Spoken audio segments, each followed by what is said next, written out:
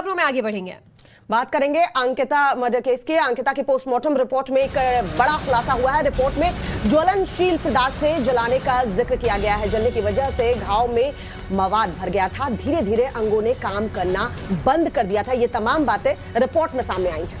अंकिता के विसरा को फॉरेंसिक जांच के लिए भेजा जाएगा। हालांकि अब चौंका देने वाली बात ये सामने आ रही है कि क्या जिस तरीके से बताया गया उस तरीके से अंकिता के मर्डर को अंजाम नहीं दिया गया था। इसके पीछे और कोई बड़ी साजिश भी थी। आरोपी शाहरुख और आरोपी छोटू, दो लोग ऐसे हैं जिन पर आरोप लगा था कि सुबह 4 बजे अंकिता के रूम की खिड़की को खोलकर उस पर पेट्रोल फेंककर अंकिता को आग के हवाले कर दिया गया। अब बात सामने आ रही है कि वो पेट्रोल नहीं कोई ज्वलनशील पदार्थ था, जिसकी वजह से अंकिता की हालत बहुत ज्यादा बिगड़ गई और 90% तक अंकिता पूरी तरह से झुलस गई थी। घाव इतने ज्यादा जख्म हो गए थे कि शरीर के तमाम अंगों ने एक एक कर काम करना बंद कर दिया था। आखिर जो आरोपी शाहरुख है उसने इतने शातिर तरीके से इस घटना को अंजाम, इस मर्डर को अंजाम कैसे दिया, उसके पास ये ज्वलनशील पदार्थ कहां से आया, ये तमाम सवाल इस वक्त उठ रहे हैं। और सहयोगी सोहन सिंह इस वक्त हमारे साथ फोन लाइन पर जुड़ चुके हैं। सोहन, पोस्टमार्टम रिपोर्ट जो सामने आई है, अब फिलहाल उसमें ये सामने आ रहा है कि कोई ज्वलनशील पदार्थ का इस्तेमाल किया गया था और धीरे धीरे मवाद भरने की वजह से अंकिता के अंगों ने काम करना बंद कर दिया था। बिसरा भी जांच के लिए भेजी जानी है, और क्या अपडेट? देखिए, जो झारखंड दुमका में जो घटना हुई है तो पोस्टमार्टम रिपोर्ट में खुलासा हुआ है और पोस्टमार्टम रिपोर्ट में खुलासा हुआ है कि अंकिता पर ज्वलनशील पदार्थ फेंका गया था और उस फेंकने के बाद जो आग लगाया गया था उससे पूरी तरह से झुलस गई थी। उसके शरीर में पूरी तरह से मवाद भर गया था, शरीर के कई अंग काम करना बंद कर दिया था, जिससे उसकी मौत हो गई है। तो पोस्टमार्टम रिपोर्ट रिम्स ने दुमका पुलिस को भेज दिया है और बिसरा को भी सुरक्षित रखा गया है। साथ ही साथ कहा जाए तो जो शाहरुख हुसैन और छोटू खान दोनों को दुमका पुलिस ने रिमांड पे लिया है लगभग 72 घंटे के लिए और दोनों से पूछताछ की जा रही है। और जो जानकारी मिल रही है कि घटना स्थल पर भी दोनों को पुलिस लेके जा सकती है और सीन रिक्रिएट करवा सकती है कि दोनों ने किस तरह घटना को अंजाम दिया। तो पुलिस ने इस पूरे मामले की जांच करी और सबसे बड़ी बात है कि जो आम लोग और विपक्ष भी इस मांग कर रही थी कि इस केस को स्पेशल कोर्ट में चलवाया जाए, जिससे उनको जल्द से जल्द सजा मिले। तो दुमका जिला प्रशासन ने इस केस को विशेष अदालत में ट्रांसफर करवा दिया है और केस से जितने भी दस्तावेज हैं उसे विशेष अदालत को सौंप दिया गया है। तो पुलिस पूरे मामले की जांच करी। साथ ही साथ सबसे बड़ी खबर है कि जो अंकिता को बालिग बताया जा रहा था, जो वहाँ के डीएसपी थे हैं नूर मुस्तफा, जो पहले दिन उन्होंने अंकिता को बालिग बताया था, लेकिन अब वो नाबालिग है। पोस्को एक्ट इस केस में जोड़ा गया है।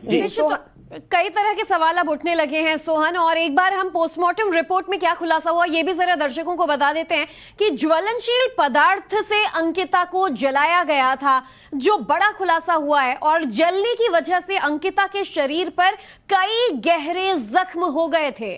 घाव में मवाद भर चुका था और इस वजह से धीरे धीरे अंगों ने काम करना जो है वो बंद कर दिया था। तो मौत की वजह यही बताई जा रही है कि किस तरीके से ज्वलनशील पदार्थ का इस्तेमाल किया गया और इतने गंभीर जख्म हुए, उसमें मवाद इतना भर चुका था कि धीरे धीरे अंगों ने काम करना बंद कर दिया था। जाहिर सी बात है मौत इसी वजह से हुई और वो शब्द भी अंकिता के हमने सुने कि किस तरीके से वो चाहती थी कि उसके आरोपियों को भी सजा मिले। अंकिता मर्डर केस में आखिरकार 8 दिन बाद पॉस्को की धाराएं जो है वो जोड़ दी गई हैं। पहले पुलिस के लिए बयान में अंकिता की उम्र 19 साल बताई गई थी, जिसे बाद में सुधार कर 15 साल किया गया है। वहीं केस को स्पेशल कोर्ट में ट्रांसफर भी कर दिया गया है ताकि जल्द से जल्द सुनवाई हो सके। इधर आरोपी शाहरुख और छोटू 72 घंटे की पुलिस रिमांड पर हैं। अब पुलिस पूछताछ में इस बात का पता लगाने की कोशिश कर रही है कि वारदात में इनके अलावा और कितने लोग शामिल थे। तो बड़े अपडेट भी इस पूरे वारदात से जुड़े हुए आपको बता दें कि दुमका नगर थाने में भारतीय दंड विधान की धारा 302, आईपीसी की धारा 34 और 120 बी, पॉक्सो एक्ट की धारा 12 के तहत प्राथमिकी दर्ज कर ली गई है और इस केस को विशेष अदालत में ट्रांसफर करने के साथ ही केस से जुड़े सभी दस्तावेज भी स्पेशल कोर्ट में भेज दिए जाएंगे। मुख्य आरोपी शाहरुख और उसके सहयोगी नईम उर्फ छोटू को पुलिस ने अदालत से 72 घंटे की पुलिस रिमांड में भेज दिया है और इनसे पूछताछ की जा रही है।